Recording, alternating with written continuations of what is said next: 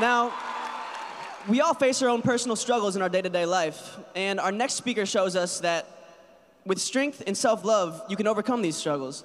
Let's take a look at his story. Esera Tuaolo is a former NFL defensive tackle who has found huge success, even playing in Super Bowl 33. But his greatest impact came after retiring from the world of sports. Tuaolo announced to the world that he is gay, becoming a strong advocate for the LGBTQ+ community.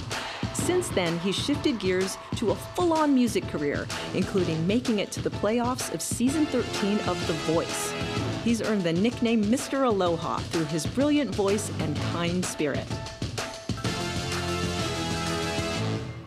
We day, make some noise for Ezra Tuaolo! Hey, hey!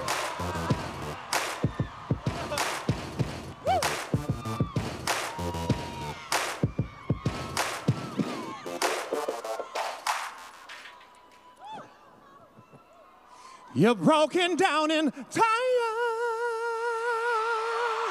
living life on a merry-go-round. Oh, wait a minute. I'm not here to sing, I'm here to speak. What is up, Seattle? Wow, this is my second weekday, and I tell you what, the energy in this room is amazing. Anyway, for 9 years, I played in the National Football League. I played for 5 different NFL teams. Making tackles, sacking the quarterback is something that I love to do. I even made it to the Super Bowl. It's the kind of dream that all kids around the country want. Anyway, living that dream on the surface, right? I was living the dream on the surface, but off the field, I was living a nightmare. Every time I signed a new contract, I made a big tackle, sang the national anthem, my name was out there. People were noticing me, right? I was terrified that someone would find out that I was a gay man. In my 9 years in the NFL, not a single teammate, coach, or even opposing player, or even sports writer knew that I was gay. Hiding my sexuality was something that was ingrained in me since I was a little kid. In the Polynesian culture, where the image of the warrior is what presents a young man's identity, right? I remember going to school, seeing boys who didn't fit that warrior, right? Have slurs thrown at them. And if you were gay, they assumed that you were lesser than, even though if you weren't, right? Even friends of mine would pick on gay kids, calling them whakalati, fa'afafine, mahu. That means gay. I hated those words. I hated that they were used to tear somebody down without even knowing them. Can you believe that? How can, answer this, how can you hate somebody you don't know, right? That changed my life. That completely changed my life. I had to be bigger and stronger and faster so no one would tease me. No one would throw rocks at me. No one would call me a fag. So I found football. I needed to hide myself, so I found football.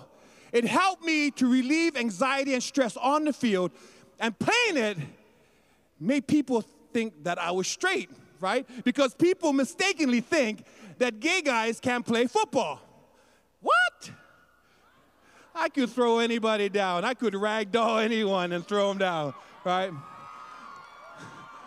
But organized sports started to dominate my life because I used it to hide who I truly was. Not able to express myself or even be myself, my life became this front, right? Every morning in college and eventually the pros, I would walk into that locker room, I would put my pads on, I would put my helmet on, and I would transform myself into somebody I was not. The stereotype of a straight man, right? What hurt most of all was achieving all those goals and not being able to share them with the people that I love, right? Playing college football at the highest level was incredible. Only 1.5% of college football players make it into the NFL. And I worked my whole life to get into that 1.5%. I even went to the Super Bowl, but let me tell you, it was all tainted, right? While my teammates were celebrating with their wives and their children and their families, I was running in the shadows like a part of me did not even exist. Like the true me didn't even achieve any of those goals. So near the end of my career, I read a biography of an NFL player named David Kopay. He played in the 60s, and he came out as gay after he retired. A friend of mine gave me the book because he knew that I was struggling. He knew that I was living with pain. And let me tell you, when I read that book, it opened up my whole mind, right? It opened up my whole world to all the possibilities, right? The opportunities that were out there for me. It also helped me to help other people. So shortly after I played in the NFL, I made the biggest decision of my life, right? The most important decision of my life. I came out, finally, to share with the world what I was hiding all my career. I realized all the things that I sacrificed to succeed in pro sports, the happy moments, the memories, being comfortable in my own skin, being able to breathe without looking over my shoulder, all of those things. But after the lifetime of hiding, I finally was free, right? Free to get that monkey off my back. I felt light as a feather, but when I stepped on the scale, I was still 300 pounds. What? Since then, I have written a book called Alone in the Trenches. Yeah, I spoke out to colleges and corporations about homophobia. Thank you so much. I've been on every TV show. Ellen, what? You guys are probably young for this, but Oprah? Do you guys even know Oprah? Oh, never mind. I was always also on The Voice, where Blake Shelton chose me for his team. Yep. I continue to go around the country and speak on hate, against hate. It's the most liberating and amazing thing. I have a nonprofit called Hate is Wrong, where we foster diversity and inclusion with the professional sports and the LGBT community, and also anti-bullying with youth.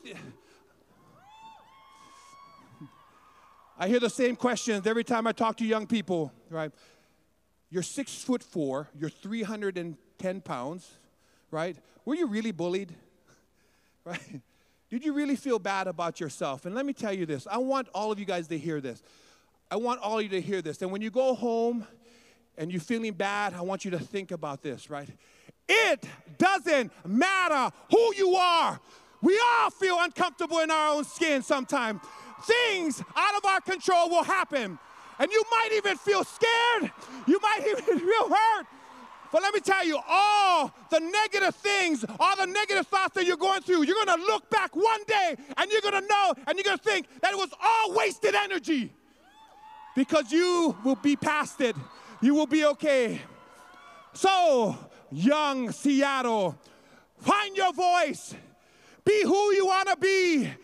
Don't wait until tomorrow to make the most important choice you can make, and that is to choose love.